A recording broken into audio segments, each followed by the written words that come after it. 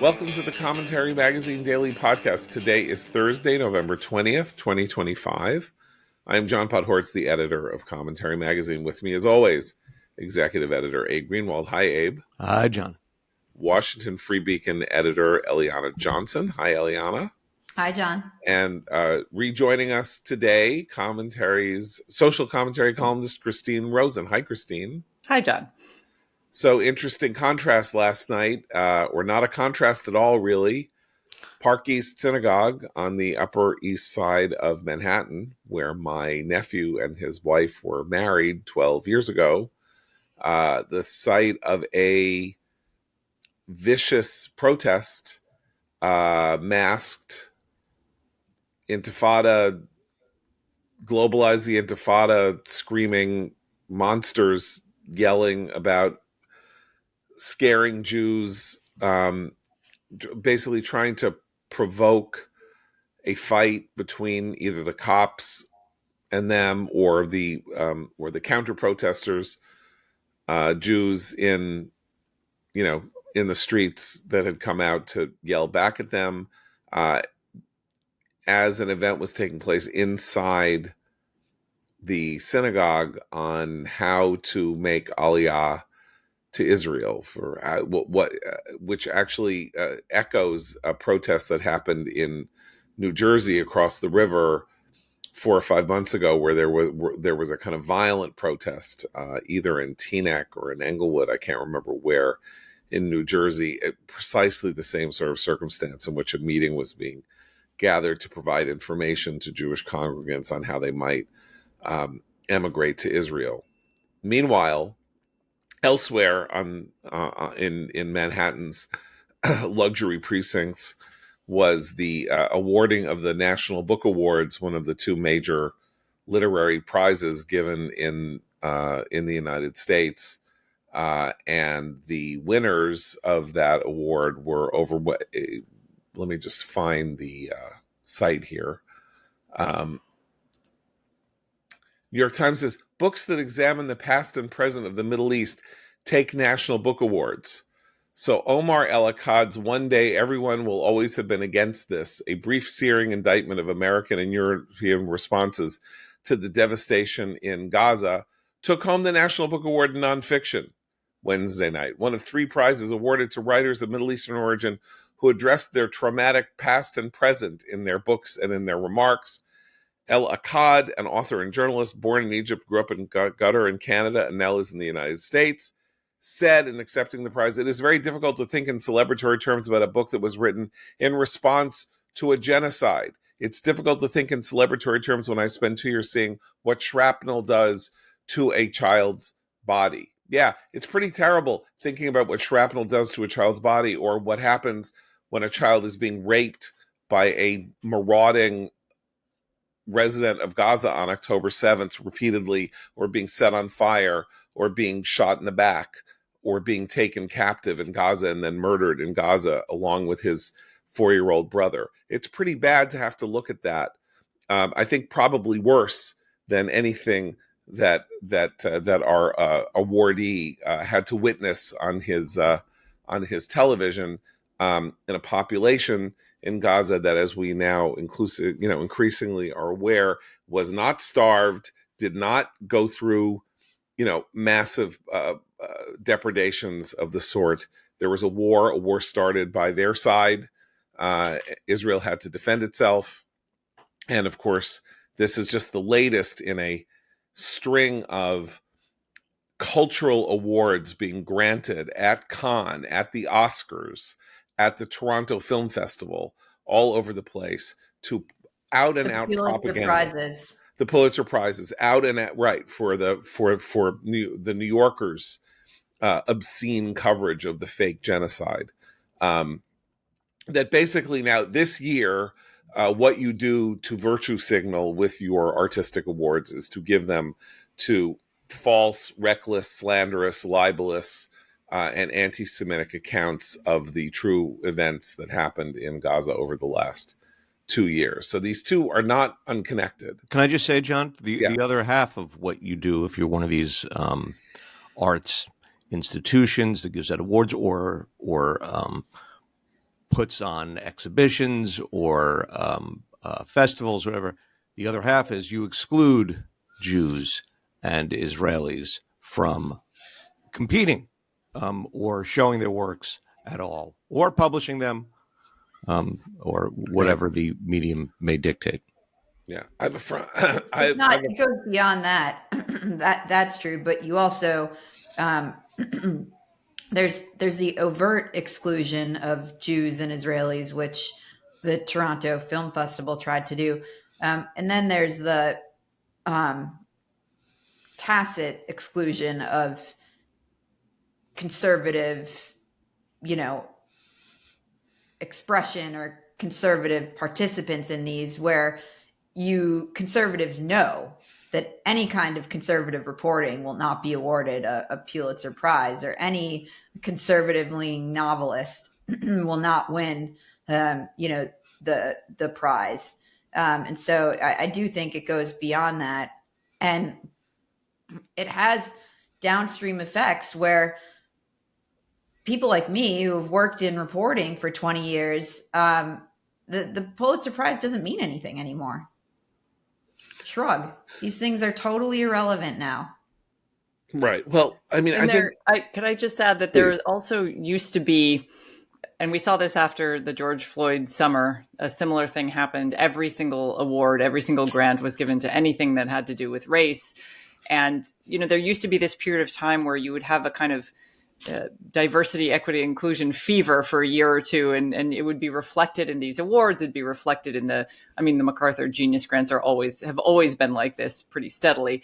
But there would then be some sanity, a couple of years where the nonfiction book was, something interesting, or a work of decent history would win the Pulitzer Prize. And now it does seem like the moments of clarity and sanity have shrunk almost entirely, so that these awards have become an expression of hollowed out cultural institutions that insist on politicizing or only recognizing the work of those who've politicized their own so-called art. And I want to point out that one of the other books, that the book that is the true story of Raja the Gullible and his mother, which won the fiction prize, is described as a comic novel about a 63-year-old Beirut high school teacher and, quote, neighborhood homosexual who lives with and spars with his mother. Okay, maybe it's great. I haven't read it, so I can't judge it on its merits, but everything about that sentence is what's wrong with some of our award granting institutions. Well, let's talk about the cultural, arbiters. So we don't just have, obviously, these panels that give out these awards that theoretically read 100 or 150 different books that are submitted and then decide which is the best one, and amazingly come to weird consensus that while it may not be the same book, a book of the same theme might win the National Book Award, and a different book will win the Pulitzer, and a different book will win the National Book Critics Circle Award. But they're all about the evil in Gaza. They just spread the wealth out a little bit. And as you say, maybe the idea was that the giving awards for political reasons is a craze, and then things settle down into a kind of stasis in which you try to find actually a good book to give an award to. But I think that's long since over. I don't think that everything is political. And I'm going to give you an example of what I mean from a review today in the New York Times by Manohla Dargis of Wicked for Good, the sequel to Wicked, it's the second act of the Broadway show Wicked, made into its own movie, as the first act was the first Wicked movie. Now, Wicked is a political musical in the sense that it takes the Wizard of Oz story and it flips it on its head. The Wicked Witch is the good guy. The wizard is the bad guy. He's kind of The novel is very political. yeah, and the novel is Yeah. very political. So it is political, and it's all about how the animals are being, being discriminated against. And I don't want to go into the politics of it because it's preposterous. But, and to be fair, L. Frank Baum, who wrote The Wizard of Oz, was a crazy socialist lunatic, and there's a lot of that in the Oz books as well. But in Manohla Dargis's review, she basically complains that Wicked for Good isn't political enough. And I'm trying to find the quote that fascism has come to Oz in Wicked for Good, and there's no wishing it away. That is one of the truths in the less frenetic, more downbeat second half of this screen adaptation of the Broadway musical Wicked. Okay, so she already sets it out that it's, basically a portrait of America under Trump. Fascism has arrived, and the quote here that is okay. These invocations of the horrors of fascism were startling in the first half, and while they're more pronounced in part two, they're embedded in a movie that does everything it can to accentuate the positive. As the tale evolves, alliances are formed, ties severed, routinely timed musical numbers that oscillate between shouty group set pieces and quieter, intimate interludes. And Deb, blah, blah, blah, blah. Glinda begins to understand the truth about Oz and her own complicity in its oppressiveness. A transformation that Ariana Grande, who plays Glinda, puts across with gestural delicacy and touching vulnerability. So, despite its unsettling political resonance, Wicked is finally a story of an intense, soulfully nurturing female friendship. In other words, it really could have gone all the way into being a propagandistic portrait of the evils of 2025 America, whereas the original musical is kind of about Iraq, honestly. But, it chickens out. So basically, we're now supposed to watch Wicked, which is going to be the most successful movie of the year, according to the New York Times, entirely through a political lens. Like, that's how we're supposed to judge it. Is it good? Is it bad? Is it fun? Is the music good? Are the dance numbers good? How are the performances? What is it? Is it fascist? Is it anti-fascist enough? Is it anti-Trump enough? And that is the way in which our cultural arbiters are now judging everything. And I came up over the last 40 years as one of the few conservative culture critics in the United States. And whenever I said anything about anything's politics, I would get emails and letters and attacks by Richard Corliss in Time Magazine and others about how I was politicizing the arts by pointing out things where, say, Avatar had basically an anti-American tinge, which it does, and it did. And, Stephen Zaitchik of the LA Times wrote a 2,000-word attack on me for politicizing Avatar. I didn't politicize Avatar. James Cameron politicized Avatar, and I was making fun of it. I wasn't attacking it. I was teasing the whole notion that this idiot story about unobtainium and, blue creatures flying around on planets with mountains that float in the sky had a political valence. But I think that maybe they're upping that sort of criticism, like the Dargis review. Honestly, I think she wants to focus on fascism to distract everyone from the completely creepy turn that the female friendship has taken on the publicity tour between the two main actresses of this show. I don't understand it. Friends send it to me. I'm like, why are they constantly touching each other and like picking things out of each other's hair? Anyway, but there is a sense in which they now have active competition from independent cultural critics, from anyone who writes on Substack, from anyone on social media. And so in a way, they have to, maybe they're doubling down on the political angle, because it is the one thing that they have historically claimed for themselves as critics. There's much more competition now. You don't have to read the New York Times review. You can look at, there are dozens of independent cultural critics now who do excellent work. And I think that's a good thing. I think it makes the resonance of the criticism of places like the New York Times less impactful. Now, whether that impacts the people creating these shows and more importantly, funding them, I don't know. Look, if we try to take, say, box office or cultural footprint or cultural imprint as a guide to where we are in America in, at any given moment,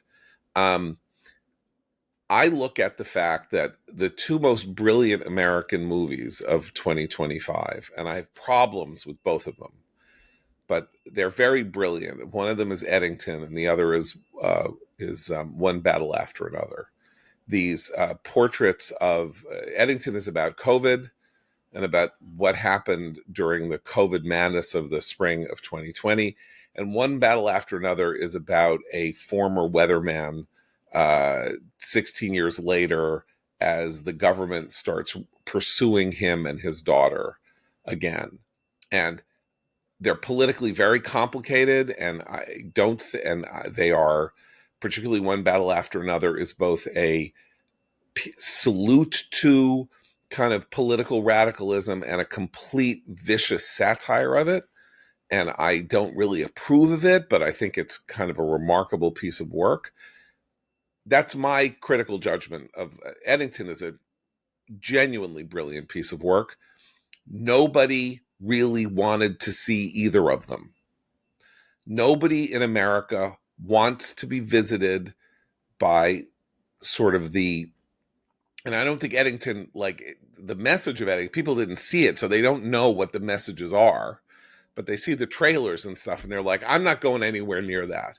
Leave me alone, you people. Like, all you want to No, they want do is K-pop demon hunters. I mean, it's, yeah, all you want to do is like shove contemporary politics down my throat, and I get it on the news, I get it everywhere. Leave me the hell alone. Just leave me alone. I'll go to streaming and I'll watch Claire Danes in a murder mystery. I'll watch a science fiction show. I'll do whatever. Just leave me alone. Stop already. And these cultural arbiters are shoving it even more readily down your. There's no aesthetic left. It's not like we're here to tell you what's good and true and beautiful. It's like, does this comport with the message we think these yahoos in America and across the world need to hear or not? And that's what we're here to do, is say, salute this and attack that based on what message it provides that is of succor and health and makes people like me who's sitting around wondering when the stormtroopers are going to come march through my door and arrest me and take me to Dachau, make me feel good. And people, and so, yeah, why would you ever buy a book that wins the National Book Award? You think readers aren't onto this already? That once something is sort of anointed in this way, that there's probably an alternate reason why. Even liberal readers understand that they're being sold a bill of goods. In my most fiction readers, for example, I assume being primarily liberal or literary fiction readers. I think that's a really important point. And I just want to make a point about two other related institutions. One is the Pulitzer Prizes, which this year the Pulitzer Prize in commentary went to this Palestinian poet, Mossab Abu Toha, for his quote unquote poetry on, leaving Gaza. But, 5 seconds after the award was bestowed, his tweets lambasting the mainstream media for showing excessive sympathy to the hostages taken by Hamas were revealed. And the awards bestowed to him. Then, the Beacon goes to the Pulitzer Prize Board and asks them, were you aware of his social media history? And they refuse to answer any questions about this. But it goes beyond the Pulitzer Board because, of course, Abu Toha wrote these pieces for The New Yorker, and The New Yorker had to nominate him for the award. And I would note, I think The New Yorker used to be a great magazine. 20 years ago, I was a subscriber and I would read every issue, and there were really interesting articles in there. Every issue, there were one or two pieces that were really interesting. And that is just not the case anymore, which is the point, that you're making about these Hollywood films. And there's a corollary to the Rhodes Scholarships, where increasingly, over the past 25 years, these scholarships have gone to, as the elite schools are admitting insane political activists, the scholarships have gone to the most insane of the activists they admit, starting with, when I was in college, Chesa Boudin, who was raised by Bill Ayers and Bernadine Dorn, the Weathermen terrorists, because his own parents, who were Weatherman terrorists, David Gilbert and Kathy Boudin, were in prison. And so he was awarded a Rhodes Scholarship.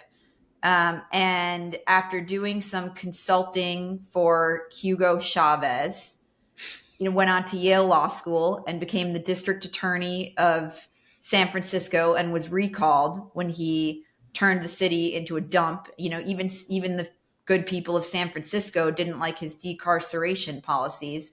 But again, like with the Pulitzer Prizes, these schools have to give their imprimatur for the students to be, Rhodes recipients. And this year, there's a recipient from Harvard who celebrated October 7th. But we've seen this year after year after year. And I would note, I think in the past 20 years, the scholarships have gotten more irrelevant. You just don't hear about them as much. Like compared to when I was in school, I think the recipients are less impressive and the things they go on to do are less impressive. And I think Boudin is an example of that. I don't think anybody would point to his career. And by the way, he's now teaching law school at University of California, Berkeley, but I don't think anybody could point to him and say, wow, that's a really impressive guy really making his mark on society. The guy was recalled and is now, teaching law school at one of the most left-wing law schools in the country. Those awards also used to be a path out of lower middle and middle class anonymity for people who actually were seen as being necessary to a future elite. That was the story of Bill Clinton. Yeah. Yes. Robert Reich and Bill Clinton meet on board ship as Rhodes Scholars on their way to Oxford. Yeah. And that also has disappeared a lot. If you look at the sort of socioeconomic and educational background of the parents of some of these children selected for these awards, they're already in that elite. So as a selection across class in the United States, that's also disappeared in favor of radicalism.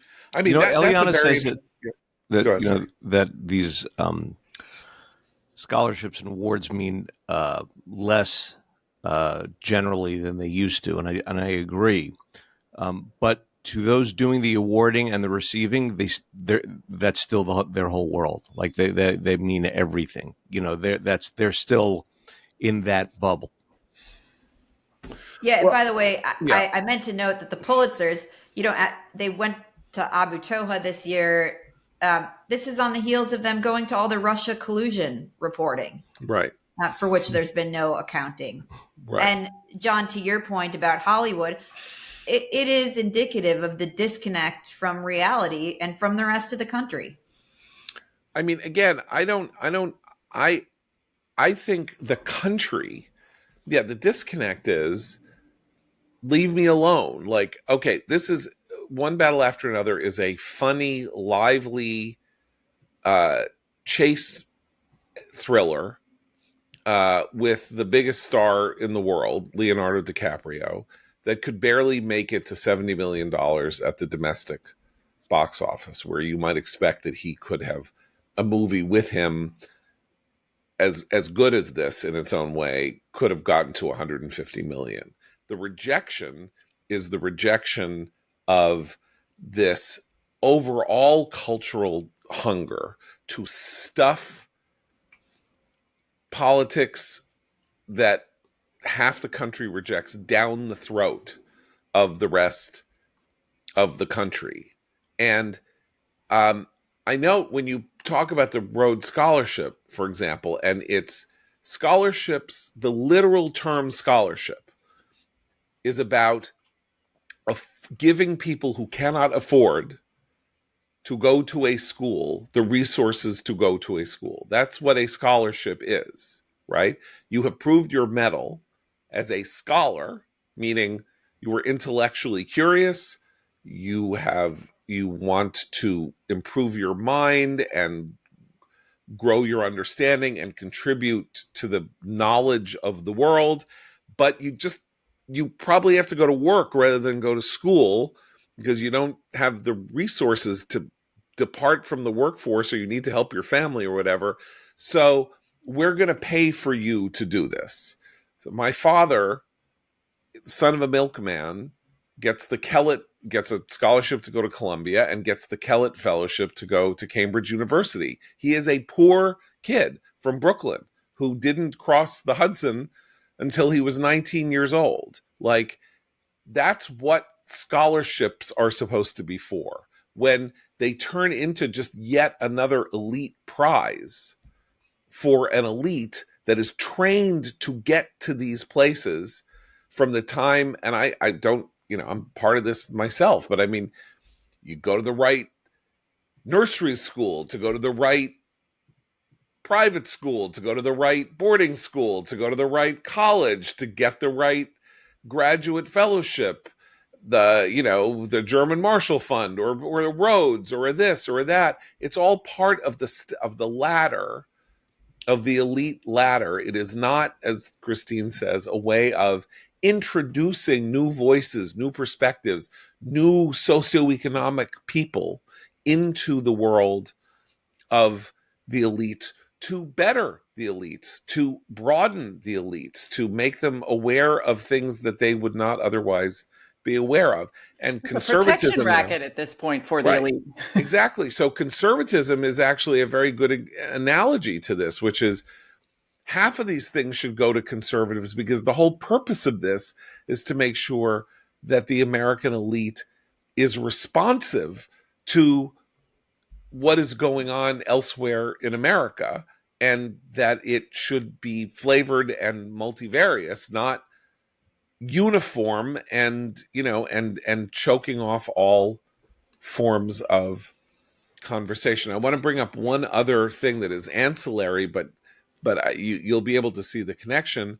A story again in the New York Times about cultural arts institutions that are really struggling now because the Trump administration announced that grants from um, the arts endowment in particular would no longer go to institutions that were putting DEI issues at the forefront of what it was that they did. Um, so this is a story about all these arts institutions that, faced with either giving up on DEI or giving up on federal grant money, have given up on federal grant money. So the Arts Council in Las Vegas, Nevada, released a statement that its board had unanimously voted to decline a $4,701 grant, fearing that events like an annual Pride Month exhibit would violate the executive orders and jeopardize its federal nonprofit status. The Denver Philharmonic Orchestra declined an $8,000 grant, citing concerns about diluting its DEI work. The Portland Opera in Oregon said it would not apply for future federal grants if current restrictions remain in place. Hey, this is interesting. So basically, they don't like strings being attached to federal grant giving. Where have I heard that before? Hillsdale College? Grove City College? Welcome to the world in which, when you decide you are going to take federal largesse, you may find that the federal government's demands on you impinge on your freedom of speech, or your freedom to run your organization or your arts institution or whatever, your nonprofit, as you see fit. This is why, if you're a big liberal, you're now learning an interesting lesson, which is that nothing is free. Nothing comes for free. Or permanent. But Hillsdale had to decide 40 or 45 years ago that it was going to forswear all federal grant money so that it was not subject to the regulations of the Department of Education, as they got increasingly more onerous on reporting requirements and what were they doing to do X, Y, and Z. And then, of course, by 2010, the famous Dear Colleague letter that threatened to put their federal grant money at risk if they did not pursue blatantly unconstitutional efforts to find accused sexual harassers guilty until proven innocent. So I'm enjoying this. I think this is great. Let them experience. Let them have to make this choice. Let them, and that's why there should be no federal support for arts institutions or even educational institutions. It's too corrupting. It's too politicizing. A couple But months ago, yeah, Matt made this great point on the podcast where he said Trump is the first president to use all the architecture of that liberals put in place to fund and structure the culture, use that same architecture to shape the culture to other ends, to non-modern liberal ends. And we've seen it over and over. We've seen it with the universities. We've seen it with the federal grants to arts and parks institutions and all. And every time something happens to the liberals, that's been happening to conservatives for half a century. They act as if this is the first time that funds are tied to ideology or politics. This is the first time that anyone in the government is having any say about what is being produced. Well, and it's interesting because it's going to force them to do what conservatives have had to do for more than half a century, which is you got to throw yourself out there on the marketplace of ideas, the marketplace of the public, and what they like and dislike. These orchestras and these, museums and these other cultural institutions that put up these exhibits, and I'm sure we've all seen many of them, and not just in New York, even at the local level, all over the country, that are so highly politicized. And they would not exist if they were forced to actually support themselves by the public's demand for these things. So I think you're going to see a lot of these orchestras not doing any more, fewer indigenous composer concerts and more nutcrackers in the coming holiday season to support themselves, because look, I work for a nonprofit institution at AEI. We also don't take federal money. There's a lot of it out there if you want to find it, but for the same reason. That way we're not beholden to who's in charge in the government. We can be free and fair about who we criticize. And it's important, but it does mean the people in our development office, and I'm sure the same is true at commentary, you have to hustle more, and you got to prove that your work is actually meaningful and necessary. And I think that will be a very good lesson for these cultural arbiters on the left who have become quite dependent on the largesse of a few billionaires and a lot of government federal funds. I think these are all very salient and fair points. I think most of all, it is the hoisting on their own petard. We both have the example of them being hoisted on their own petard, of their own virtue signaling, but remaining in a sufficiently powerful position that they do still command the heights of culture. If what matters is who wins prizes, then the Oscars giving a prize to a blatantly propagandistic documentary called No Other Land 50 years after after the Vanessa Redgrave was booed off the stage for talking about Zionist hoodlums at the Oscars. 50 years later, an anti-Zionist piece of garbage wins a prize a year after a Jewish anti-Zionist speech is made from the stage of the Oscars by the director of Zone of Interest or the screenwriter of Zone of Interest or whatever. Like this is where things have moved, and we live in a different world from the world that we used to live in. And just as you can't trust a New York voter not to elect Zoran Mamdani, you can't expect cultural institutions that continue to be kind of, have disproportionately, let's just say, Jewish creators or represent whatever, not giving in to whatever the fashion of the day is and showing that they're as enlightened as everybody else by trashing their own people. And it's worth, worth making note of that.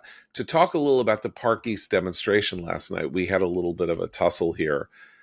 Abe was on Twitter last night, absolutely going nuts about this, as a lot of people were.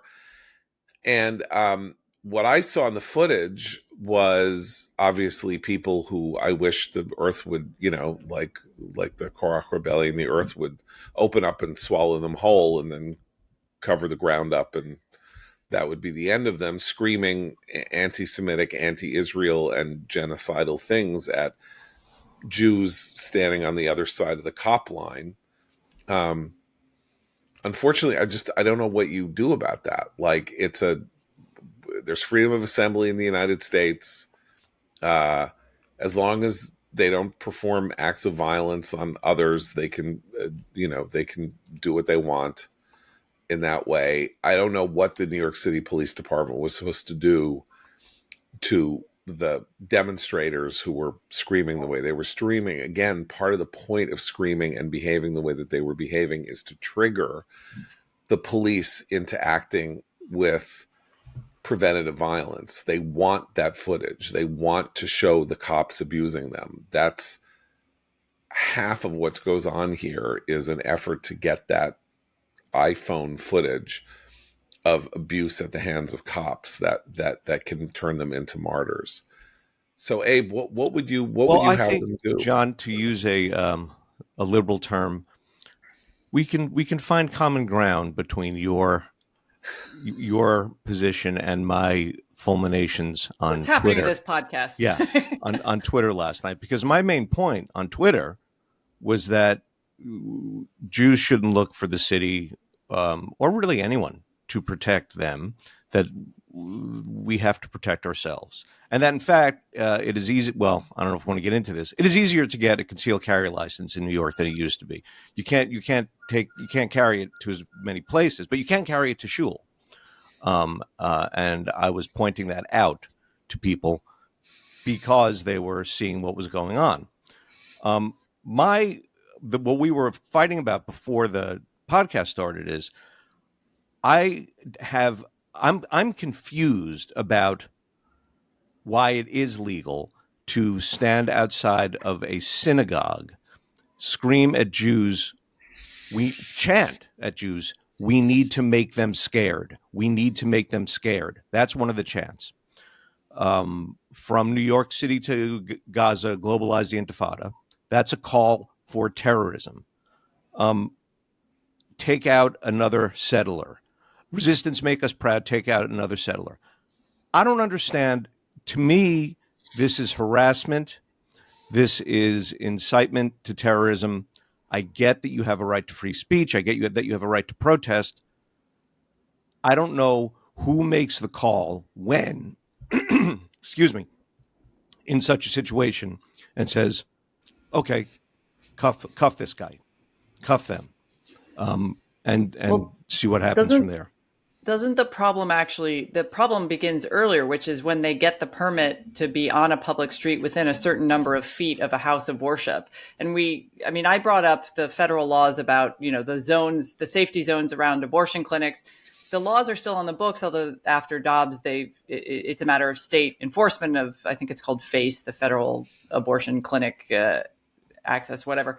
But there's no reason why in an environment of increasing anti-Semitism, you couldn't have a very ecumenical law about who's allowed, how many feet from a house, any house of worship, a mosque, a synagogue, a church, that you're allowed to stage any sort of protest. That could be an ordinance that the city council passes. That could be something a New York State Assembly passes. So I think there are questions about whether or not these are clearly targeting Jews because they're Jews. Because if it was targeting the state of Israel, there's a consulate in New York. They could gather outside the consulate and protest there. They are trying to threaten and intimidate Jews. Yes, they have a right to say these hateful things, but the question of whether they're allowed to gather and threaten and intimidate so close to the entrance of a house of worship is a question for policymakers to consider going forward. Okay, but that's going forward. So, right. So according to New York City law, as long as you are not amplifying sound, you can march on a public sidewalk.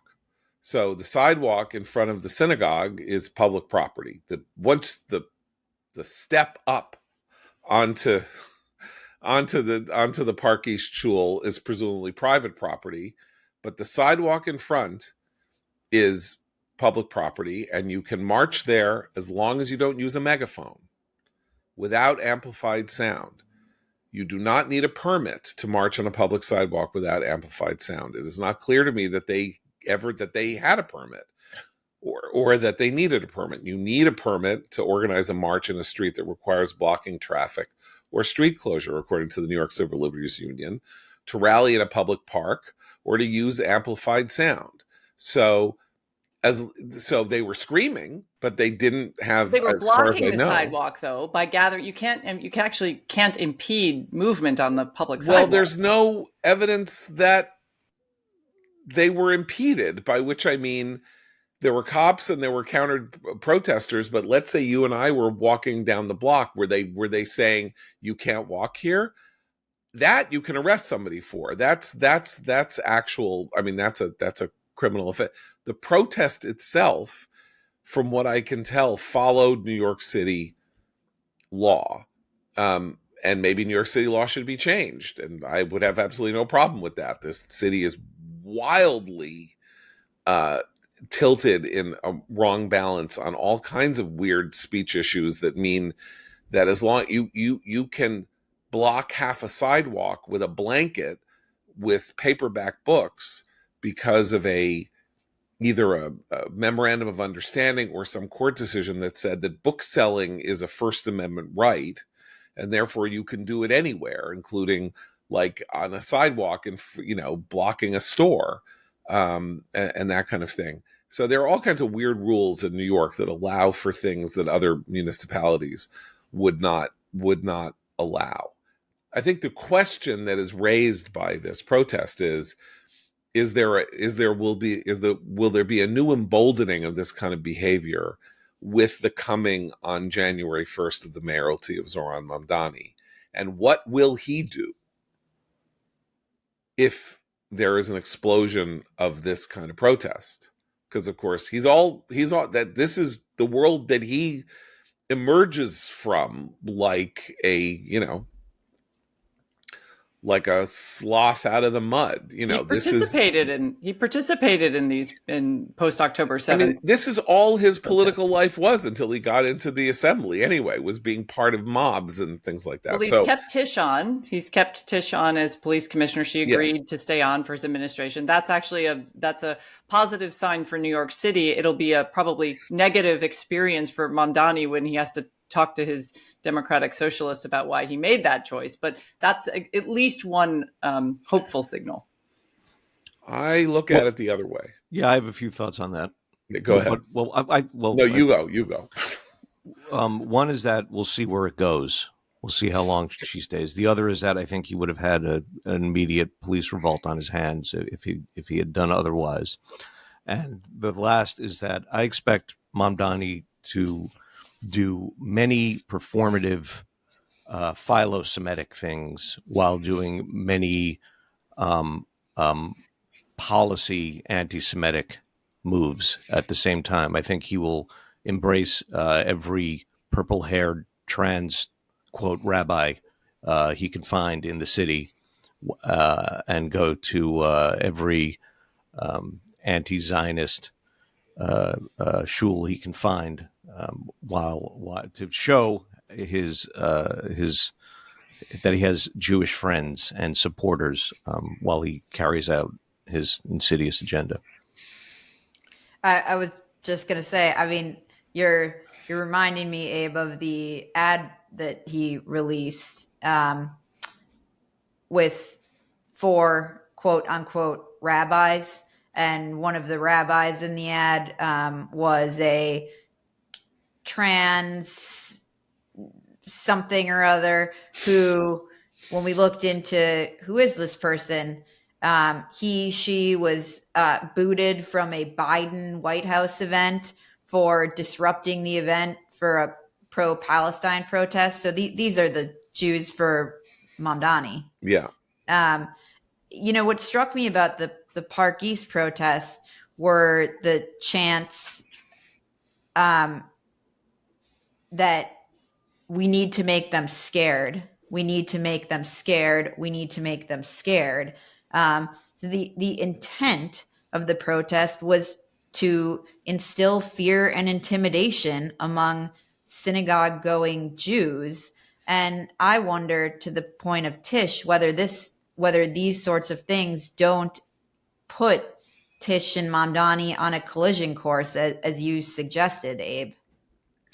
Well, that's the question. See, there are two ways to look at Mamdani's supporters and where they're going to go with this. If they are MAGA, if they are the leftist version of MAGA, they will do everything in their power to make his path easy. Like, the thing to do if you have a leader that you think is like singular and gonna is not to say, okay, deliver on my, give me everything I want right now, and I'm gonna put your feet to the fire and test you. You're gonna say, my God, we made it, we did it, we got into Gracie Mansion, we're here, it's so exciting. We're gonna take it to the people we don't like, and do things that we like and take it to people we don't like.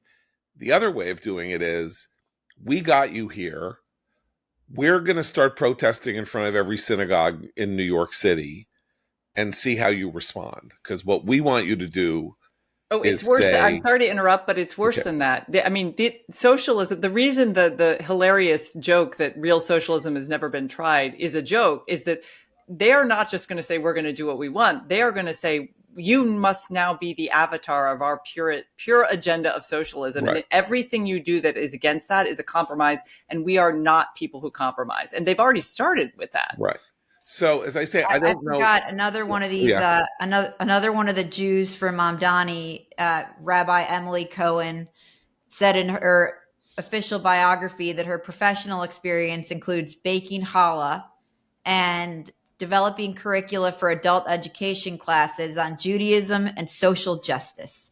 And the trans rabbi also participated in an interfaith dialogue with the Iranian president.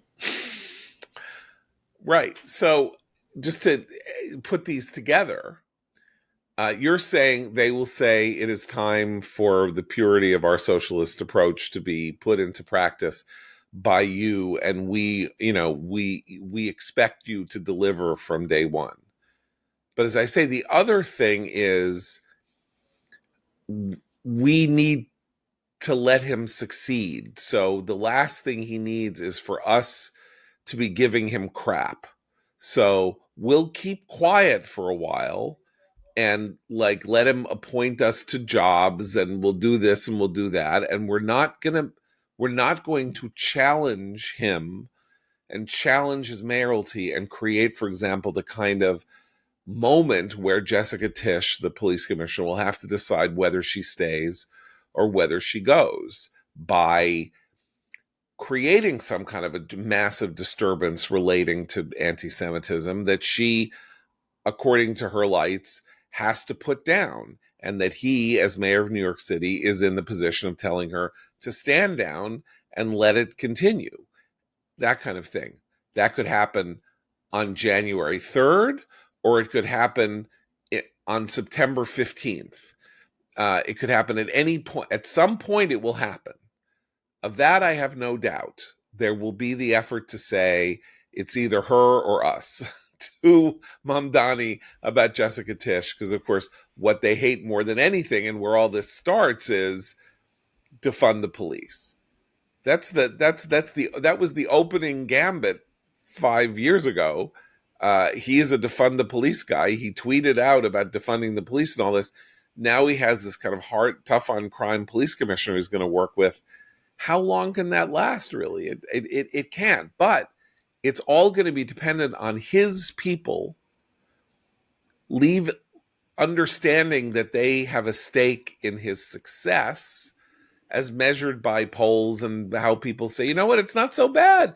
But We see, were worried about That him, would but be it's not so very bad. practical minded of Yeah. them, John. That would be I very know. They're reasonable and ideologues. pragmatic, and I don't know, those aren't words I really associate with the Democratic Socialists of America. We should Right. add, I mean, they are the true believers described by Eric Hoffer in his book, The True Believer. And we should add, there's a third data point here in terms of why this is a broader cultural issue if you're a Jew in New York. The City College of New York just tried to host an interfaith meeting among like rabbis and ministers and imams. And it turned into the imam calling basically for everyone to walk out because he would not be in the same room as a Zionist. The whole thing was a disaster. A lot of people left, and the other people there for interfaith dialogue looked around and were like, what is happening? There is a radicalism, and Mamdani comes exactly out of that line. He's just endorsed someone for, what is it, a New York State Assembly. I think they got New York State Assembly candidate Aber Kawas. Aber Kawas is like a super fan of, a guy who has pled guilty to plotting to bomb a synagogue in New York City. So his entire world, not just his parents, but his entire milieu is full of these people. And they are not politicians, and they do not compromise when it comes to their views about the Jews. Can I say something? We were talking before Mamdani was elected, but very, very only a few days before Election Day.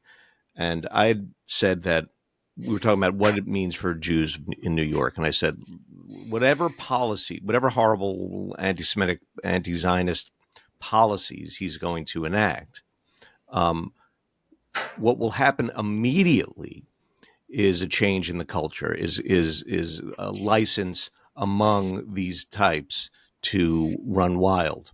And I think that's what we saw last night. Excuse me, already. So in some sense, I know, John, you said like people are acting like he's the mayor already and not doing something about it. But I think this is connected to his winning. And I think we could expect so much more of it. I also want to say, when he and Tish part ways, perhaps that will be the first day of her campaign for mayor.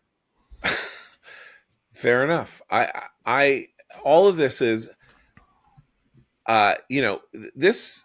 these moments, the CUNY moment that you mentioned, I should mention that the lead article in the December issue of Commentary is about Hillel, the largest, probably the largest Jewish organization in America, in the sense that it is the collegiate network. It's of Jewish organizations on campus, often having separate buildings that provide, sort of a way to live as a Jew on a college campus.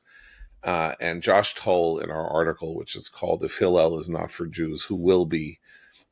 Former education director at Hillel at Ohio State and other places, writes about his disappointment with Hillel as an advocate for Zionism and Jewish causes on campus, particularly when things get hairy and dangerous, and that Hillel privileges and is much more focused on making sure that the Hillel directors at various colleges don't come under attack for being insufficiently supportive of Israel, as many of them have been. Very defensive about this. Were very disappointing in the wake of October 7th in using the Israelis whom they import to work at the Hillels and provide a sense of what life is like in Israel to undergraduate students at these colleges, that they were not allowed to do what they were really hired to do, which is do that in the midst of a war. And I bring this up only because the Hillel, the person who was abused at this CUNY interfaith meeting, was the Hillel rabbi at CUNY, and it's very important to point out, having published this critical piece about Hillel, that our issue with Hillel and Commentary's issue with Hillel is that it did not do enough to protect Jewish students, to advocate for Jewish students, to fight on their behalf while their rights were being trampled and violated at places, and to internally promote Zionism, which is the dominating fact of Jewish life in the 20th and 21st centuries, and to allow a multiplicity of voices, which means people like the Jews from Mamdani seeming to have some kind of not relatively equal weight, but weight at these places, so that they're as inclusive as possible. And there are some things that you cannot be inclusive about as a Jewish organization, and one of them is anti-Zionism. But that does not mean that the Hillel rabbis in places who are going through the kind of treatment that this guy went through, and others elsewhere, are not do not require condemnation. They deserve our support. They deserve our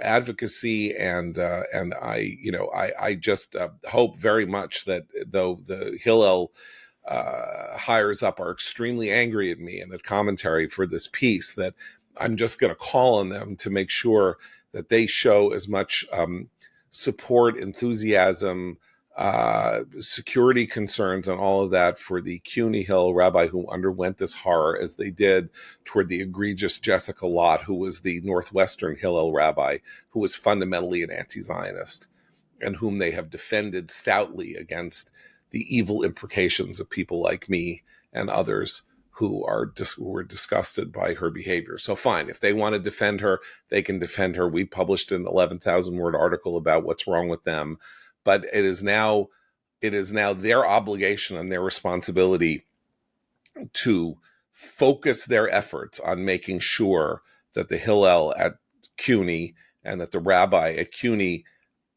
that this does not go away, that they take action to ensure his safety, the safety of Jewish kids at the City University of New York, and their own standing as an organization with any moral frame whatsoever. So, well, it's a clarifying moment then that the imams are no longer pretending that they have any interest in interfaith dialogue. They are saying, if you're a Zionist, you are beyond the pale and we won't even be in the same room with you. And we're going to encourage every student who agrees with us to walk out. What do you think? Those are the same students who were likely protesting with keffiyehs all over the college campuses, blocking Jewish students' entrance to the library. So they have made their red line is totally out in the open now. So you're right that it's up to the leaders in the Hillel and the leaders of these universities to make sure that Jewish students are safe on campus. And obviously now having an executive in Trump who has deputized the administration to make sure that those civil rights laws are properly enforced is a good thing. But it's going to be a constant battle on every campus. And there's going to be sorry, go ahead. Sorry. Maybe, John, that's what you were going to say. The meeting between Trump and Mamdani? No. Oh, I was going to mention one other thing, and then we can go to the meeting between Trump and Mamdani. There's a gubernatorial election in New York in 2026 between Kathy Hochul, the sitting governor, and Elise Stefanik. Elise Stefanik, of course, really making her national reputation. Not that we didn't all know who she was before, congressman from New York, with her astounding, what would you call it, cross-examination of the college presidents, university presidents at the hearing on Capitol Hill that took out, three of the four of them long gone as a result, in part, of Stefanik's absolutely amazing and bruising effort to get them to acknowledge that what is anti-Semitic and what is not anti-Semitic, and how this is not a matter of context and all of that. She's a very strong candidate. She's got a hard road to hoe in a state that is not overwhelmingly Democratic, but is mostly Democratic, and in a year that looks like it's going to be, basically you're going to be swimming upriver against the tide. Is that right? Do you swim against the tide in the river? But she is tough. I recently heard her speak live, and she was given a bunch of tough questions, and she just, every single question, absolutely nailed, and not with the kind of campaign stump speak that you're used to candidates hearing. I mean, she is going to be a very tough opponent. She is a very tough opponent, and Kathy Hochul is a disaster. Kathy Hochul is a third-rate sort of, literally kind of, we were talking about death by lightning the other day. I mean, she's not like a corrupt, she's not like a corrupt charlatan like Chester Alan Arthur was, as we see in Death by Lightning, but she was chosen by Andrew Cuomo to be his running mate because she provided absolutely no challenge or threat to him whatsoever, and then he had to resign, and she ends up becoming governor. And she always looks sort of surprised when she wakes up every day surprised she's a governor. Yeah, but I'm bringing this up only to say that what will happen, and what will be without question, because Stefanik will be looking to exploit it, and she will be looking to soft pedal it, is how the anti-Semitism issue is going to rear its head in New York State in 2026, because it's not just that the Jewish population of New York City is 12%. 40% of the Jewish community in the United States lives in New York State, or lives in the New York metropolitan area, some of them in New Jersey, but most in New York, Nassau County, Suffolk County, and Westchester and Rockland counties. And that they're a potent bloc. And Stefanik is going to be reminding them that Mamdani is there sitting in the city doing whatever he's doing, and that Hochul is there. And this is going to be a major topic during 2026 in this gubernatorial race. And that will also provide moments for Mamdani and Tish's potential battles to come out in the open. So that's something to watch for. Okay, Abe, Mamdani and Trump meet. Oh, yeah, sorry. Just one more point on that. What Elise did, and I think the issue goes beyond anti-Semitism. What she did in those hearings was extremely important and showed political instinct in that, yes, the immediate issue was anti-Semitism that she was pressing the college presidents about. But it was also the insane double standards of these academics that all Americans knew were at work, where they refused to say that anti-Semitic speech was beyond the pale on their campuses, when everybody knew that students had been hauled in for, fat shaming or using the wrong pronouns and this, that, and the other. So there was the double standard issue. And the second issue was the chaos on college campuses, which may very well come back to New York. We saw some of it last night in the protests outside the synagogue that Americans saw images of and did not like. And Stefanik succeeded in showing that could be real political currency in the Republican Party. And Trump, in turn, took that up on the campaign trail and campaigned on that. And that will be, the climate of college campuses will now be a permanent campaign issue in the Republican Party because of what she did in those hearings. Right. And it was not just the anti-Semitism thing. It was all of these issues bundled together. And if she can do that in a forward-looking way, in a current way, because the protests are no longer live on the campuses, because of what she did, they're not an issue anymore. She'll have real success on the campaign trail. Right. Okay, Abe, Mamdani and Trump are meeting at the White House tomorrow. I'm worried about it. Trump announced that he's meeting with Mamdani on Truth Social in a post that calls Mamdani a communist. I know. Communist. What does it say? It says communist Zoran, quote, Kwame, unquote, Mamdani. I don't know why he put the quotes around his middle name. Trumpian punctuation is an art. My fear is that Trump is going to be joking around with him because he jokes around with everyone. He likes to create this sort of like buddy atmosphere, and he'll spritz them with cologne. Yeah, and Trump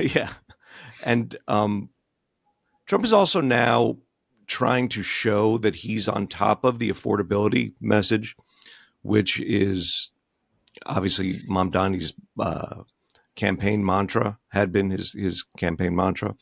And I fear Trump may want to come out of this looking more friendly than he should. I kind of doubt that, but I mean, there's no point. Right. And I don't know. There's no point in speculating, but it seems to me like he's like, come be my chew toy for half an hour. That would be great. You think what I did to Zelensky was unpleasant? Wait till you see what I do to you. If you're the one, you want to have a meeting with me, come on in. Come on in, little boy. Let's see how you let's see how you tussle. And I'll eat my Mamdani does words. I'll not. love it. He's got a very nice smile, but he shows absolutely no sign of having a light touch. I mean, all the light touch is curated. It was like Right. TikTok curated, so that means it could have been filmed 14 times before he struck the right tone. Democratic Socialists, not known for being fun. What was it that Trotsky said? Trotsky famously said, "Damn all communists, they suck the joy out of life." And this is when he was a communist. Yeah, Pretty before true he of the ended up with an Democratic ice pick Socialists. in his brain. Yes. Yeah, well, that was 30 years later. Yeah, but he was sort of like, the communists are terrible. Like you can't even have remotely have a good time with them. And Mamdani sure seems like that to me. So Trump will want to joke around and he'll be like, "Mr. President, you've committed genocide." And he's like, "Oh, really? You want to go there, piggy?" I don't know. We'll see.